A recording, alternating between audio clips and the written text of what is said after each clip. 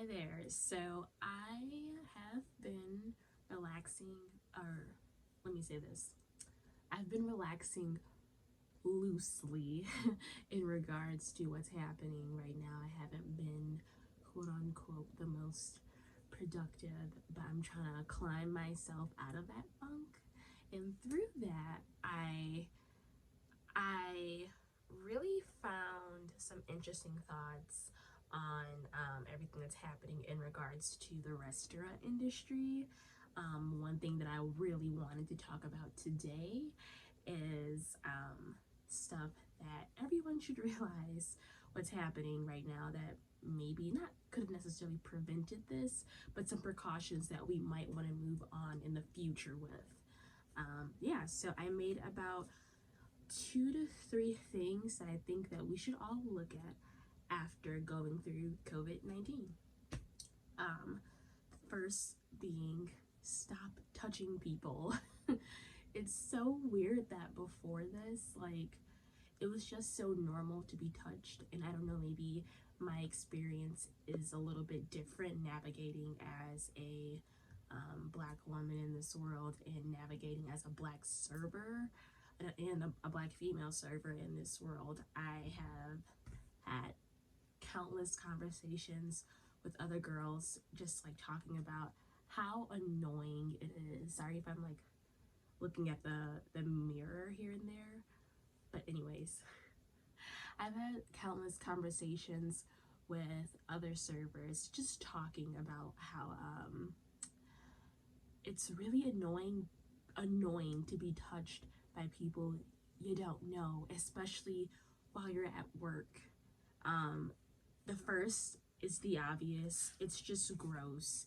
um Servers are always dealing with like food and drinks and beverages. Even though we personally are not touching the items, we're working in close proximity.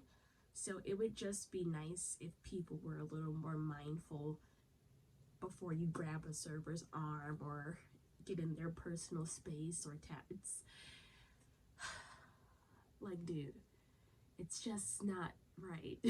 Like, we're constantly washing our hands, and when we wash our hands, we are doing like the CDC appropriate way of washing our hands. Like, you'll often hear jokes about like, oh, my hands are bleeding or whatever. Like, no, our hands really do bleed from washing our hands so much, and hand sanitizer and cleansing cloths and working with chemicals all day. Yeah, so it's number one, it's just gross. You've been outside, most people don't wash their hands when they come in, which you should have been doing that before COVID-19. But when we finally do go back to work, I think one really good effect that we're gonna see is that everybody's gonna be washing their damn hands before they eat. um and again, of course, just the respect part of that I definitely want to mention is it's just not respectful. It's the whole respectability politics, we're in a professional setting. Even though I get that in American culture we are expected to tip, um, just because you are tipping someone, and even if you weren't, let's get that clear as well, that does not give you the right to put your hands on someone. It just doesn't. And a lot of people are probably thinking this isn't common. For women, it is. And the crazy thing is, when I was fresh out of high school and I was in college, my dad told me, why don't you go be a server? And I was trash. I made a very ignorant comment like, oh, I'll just go work at Hooters. I said it to piss him off, not realizing how problematic that statement was. I'll own that. But anyways, I say that to say, surprisingly, the sexual harassment that you see between like guest and the actual server, oftentimes it's not happening in like those restaurants as much as you think it would be happening. It happens probably just as much as it does in a normal restaurant. You know, I work in a casual setting. My uniform is a t-shirt that has one of the company's slogans or logos on it, jeans, and some tennis shoes. That's my uniform. You know, it's so interesting when people say like, oh, get a better job. Like, this is a good job though. I love it. I don't want to. It's probably the scariest thing about COVID-19 for me and a lot of service industry workers. We don't know what's going to happen after this, or even during this. We just don't know. But yeah, I just wish people would understand. For some people, it's a little traumatizing, especially for me. I'll tell you all about two experiences. First, I'll make it really quick. My first experience being touched by a guest.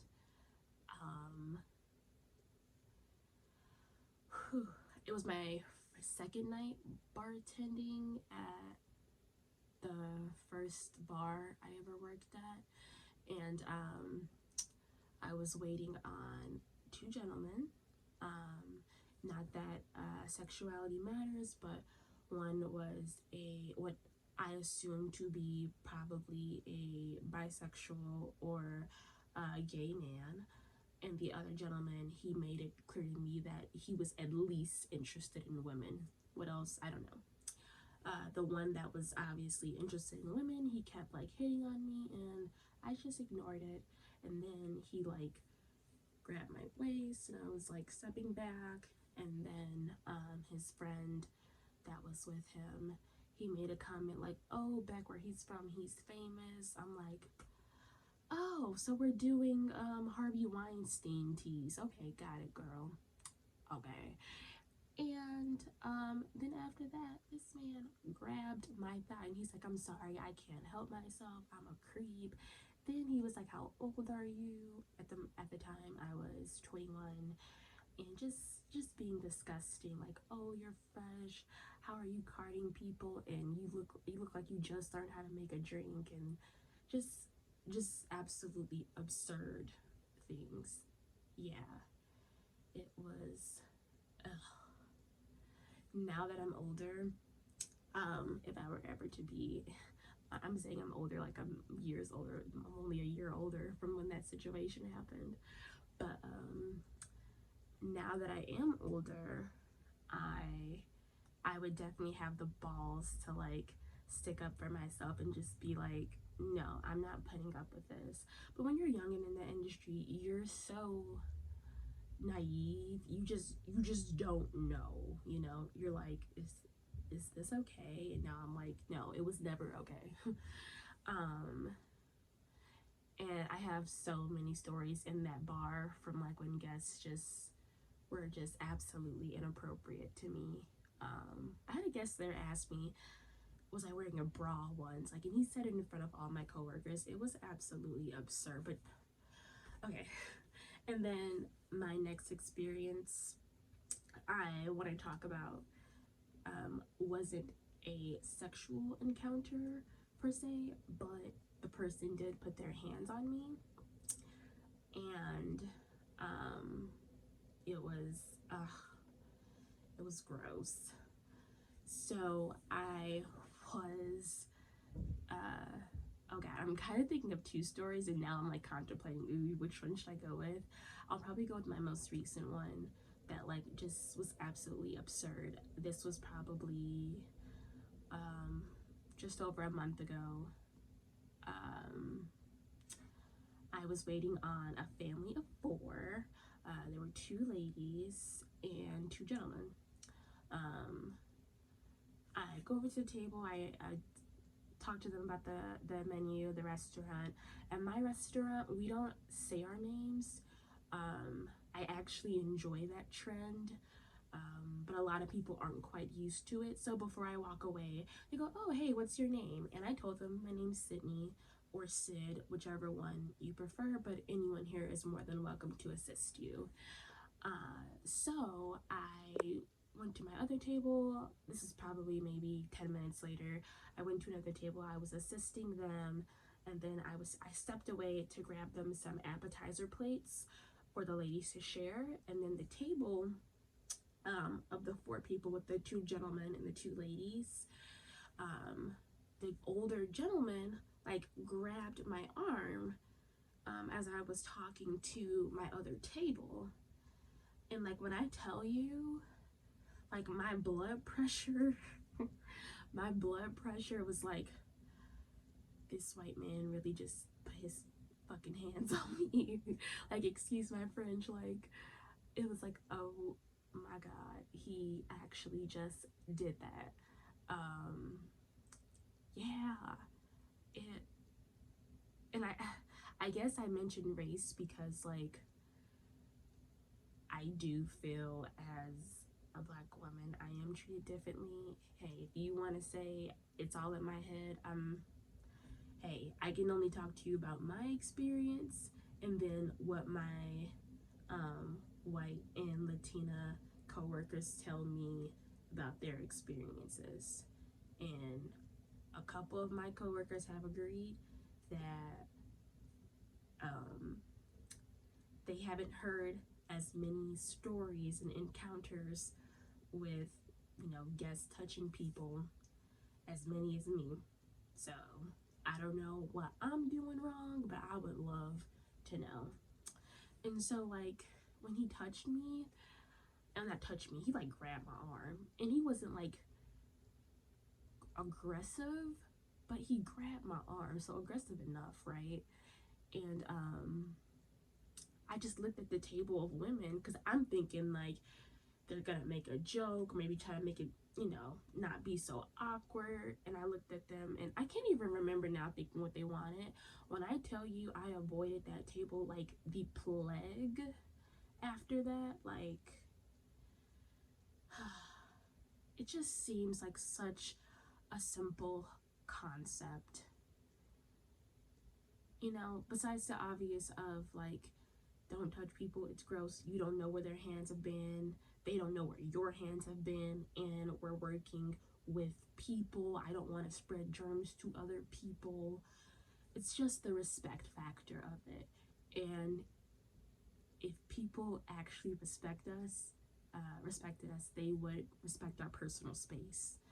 I don't think servers should have to say that, but apparently they do.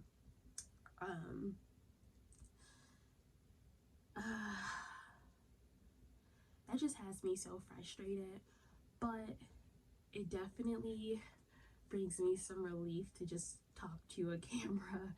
And, you know, maybe someone will hear this, and maybe next time they go out with a family member and they see their family member doing something, like, hey, like, I know you don't mean any harm, but, you know, don't do that. Now, again, I definitely have the voice and the language and the professionalism to just tell people, like, you know, sir, I've been nothing but kind and gracious during my service. I'm gonna have to ask you to do the same and refrain from putting your hands on me from the duration of your meal. And that's what I would say, like, now that I just understand, like, why I was frustrated, what can I do to, like, not get that person back, but just make things right so they understand not to do this. Yeah. So that's my first thing. I don't even know what to call this. That's just my my first lesson that I hope people get out of as far as like what did they learn from the quarantine, restaurant style, I guess you could say. There's gotta be a shorter way to say that, but I really couldn't think of one. My next thing is definitely, I'm sorry if I'm looking down, I have a couple notes jotted. The respectability politics. You have people saying like, oh, you should have found a more stable career. Don't get me wrong, I'm definitely thinking about it, just because for me, I thrive the best in stability. I'm the happiest in stability. I'm the most productive in stability. I like to feel stable. The hospitality industry doesn't always offer that. So this quarantine, and this is more so a personal lesson for me, and I think what other people can also take away with, it's not the most stable. I know this, but I will say the hospitality industry, not for everyone, but for me at least, the way I have been progressing in a year is absolutely blowing my mind. You know, I definitely want to go back to school and find something more stable, but in the meantime, I got bills. I live at home. I'm not trying to do this anymore at all. So yeah, I I say all that to say that is not a reason to like shit on people who work in the hospitality industry or just any industry that is more vulnerable to things like a pandemic because we can't work from home. You know, just because people are handling your food, I would say because people are handling your food, this is like a respectable career. Like, these people were trained to not only make stuff taste good, look good. At my restaurant, we make food that actually makes you feel good. We're all about that wellness lifestyle. I love it. But these people are also trained in safety. This goes back to what I said about just not touching servers, and especially with your hands. Especially with your hands, especially touching their hands, is because we are working with food and stuff. Now, at my restaurant, they do require both front of house and back of house to routinely wash their hands. So after so many minutes, we all have to go to a sink and sing happy birthday and wash our hands from here to here. Yeah. And then, of course, with back of house, they have to wash their hands a little more just because they might be moving from one station to another, or there might be a food allergy. But there's a lot that goes into this. Like, these people work so hard. It's a lot of labor. It's very labor intensive, and they don't often get well compensated for it. So that's something we gotta look at. And I think people like Nancy Pelosi, they're bringing up this conversation now about UBI. I don't know if me personally, I'm here for UBI.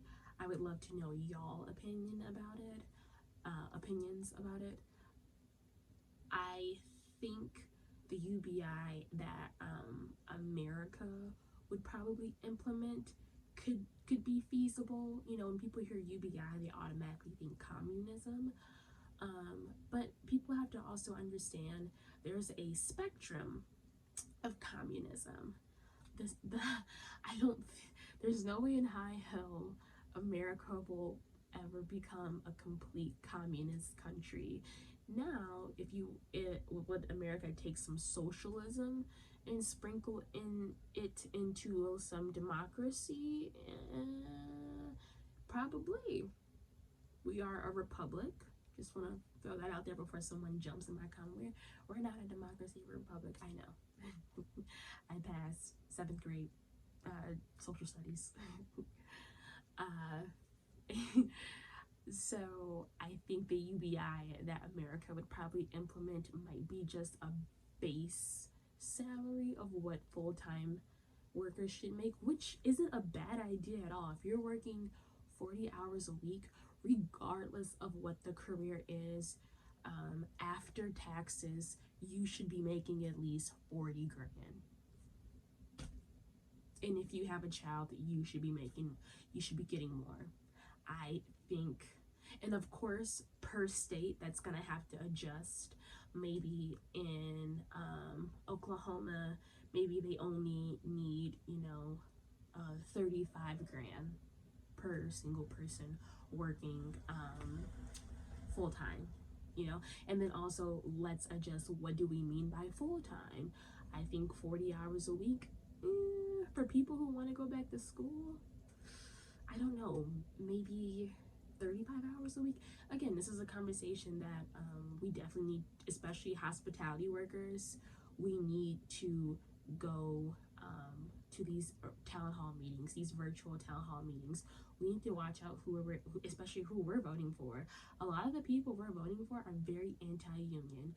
I'm not saying service industry needs a union, but maybe a different version of a union wouldn't be a bad idea for us, just so that we don't have to have this conversation every year. There's a pandemic, or there's a crisis, or there's a recession or a depression, which low-key might happen after this, girl. Like, I'm saying a lot today. Sorry. I guess, again, I say all that to say we need to maybe look at the structure of pay and cost of living, which actually brings me to my last point, is people are really reevaluating the cost of living. And this is kind of in connection to UBI. I did not do a complete study about cost of living. I'm not a sociology major, but I did take a look at the average cost in where I live. I won't say where I live because, yeah, I don't know. If you find out, you find out. If whatever. So I live in a big metropolitan city, and the average studio is about $2,000 a month in the nicer areas, so like the downtown areas. When you venture out, it gets to be a little closer to like $1,200.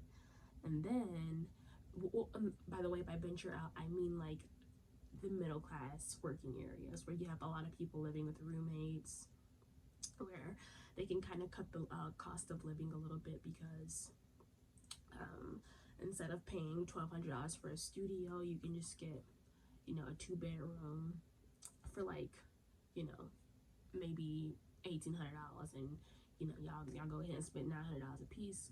Okay, you saved a couple $100. And then when you move to like the rough areas, that's when you see some more affordable housing. And by affordable, we're talking about more like the $600, $700, $800 range. To live in a decent neighborhood, like the neighborhood that I live in now, if you have a roommate, I would say for the nicer places, you're probably going to spend about $1,200. For the places that are like, you're probably going to spend a little closer to like $700. And there's stuff in between, of course.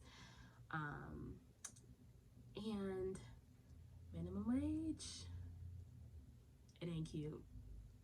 National minimum wage here, national minimum wage in the U.S. is, I don't know, $7 an hour or something. That was crazy.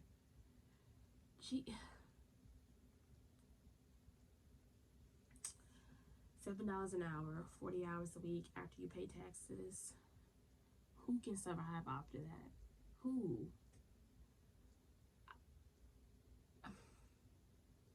And we don't, and y'all seriously think we don't need to look at the cost of living?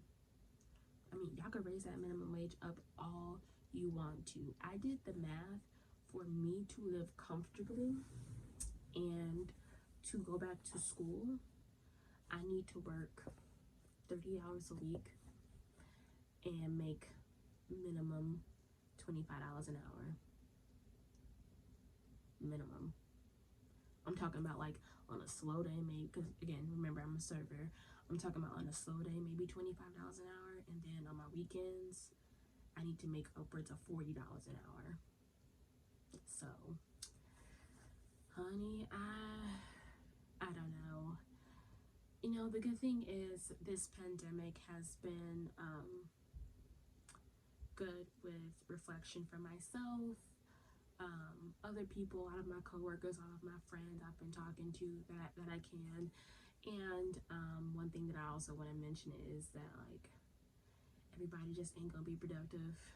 These are weird conditions, especially me. Like I told y'all earlier, I thrive in stability. I don't know what the next 6 days are gonna look like. I don't know what the next 6 months are gonna look like. So I can write down my goals, plan my goals, do what I can, but a lot of the stuff I want to get done requires a couple things. For me to be out there, for me to be working and making the money I was making prior to the pandemic. That's why I'm okay with the restaurant staying closed, because I don't want to go back to work not making the money I was making, because now I'm motivated than ever. And yeah, stuff got to get done. Also, I want to hear some of y'all thoughts on some of the complaints I see on social media about unemployed people getting the extra $600 in a week. Me personally, I thought, after watching a town hall with one of the groups, I can't remember. If I can find the groups, I'll link it, but Kamala Harris was there and AOC was there, and basically they were just talking about how the western states were some of the first states to quarantine, like Washington and California, and they were like, dude, $600 a week, that's not gonna take care of the bills they've had before this. So that kind of made me a little frustrated. No, it actually made me very frustrated, because you have people running their mouth talking about some we didn't deserve that. First of all, we worked at those companies. The little bit of unemployment that we get before the CARES Act, that was nothing. That literally covered like my groceries, my phone bill, my credit card bill, my car insurance. That's it. It's people out here who got rent. It's people out here who got a car note, who got a mortgage, utilities, cable, paying for their kids' tuition, or in my case, saving for tuition. That was just not gonna cut it. So I'm thankful for it. I am also thankful for our governor, who is not putting their foot down. Not letting their foot up about the stay-at-home order. Like, they really basically told us, girl, we not going back to work until y'all can go back to work, because who's gonna go to a restaurant and seriously get served with a mask on their face? Me as a server, I'm gonna tell you, I'm not going out to eat until servers can serve me normally. Okay? All right, so that's that, y'all. I hope y'all are taking care of yourselves. I hope y'all are doing well. And yeah, hopefully I can see y'all on the other side soon. All right? Bye.